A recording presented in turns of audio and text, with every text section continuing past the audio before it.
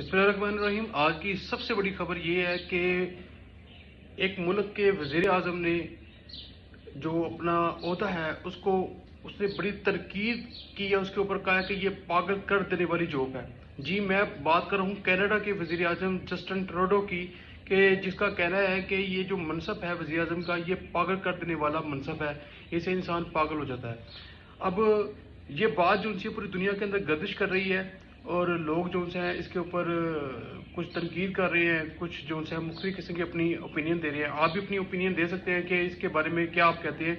इनकी उम्र जो उनसी है वो तकरीबन 52 साल है, यानी 52 साल इनकी उम्र है। और 31 साल की उम्र में इन्होंने एक डिनर के अंदर अपनी जो बेगम है सूफी नामी, उनको इन्होंने प्रपोज किया था।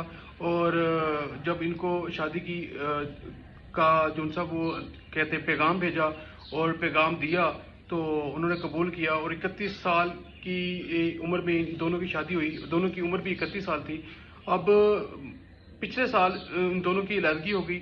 और उनकी जो बेगम साहिबा हैं सूफ़ी, उनका ये कहना था कि जब पहला डिनर था तो इन्होंने मुझे ये अल्फाज किए थे कि ये 31 साल मेरी उम्र है और मैंने 31 साल तुम्हारा इंतज़ार किया है। और जब इनकी अलहदगी हो रही थी तो इन्होंने ये कहा कि हमारा जो एहतराम का रिलेशन है वो हमेशा कायम दायम रहेगा, उसके अंदर कभी किसी किस्म की कमी नहीं आएगी। लेकिन अवामी मुजाहरे जो उनसे वो जमहूरियत पर असंदाज हो रहे हैं पूरी दुनिया के अंदर, ये भी उनका कहना था।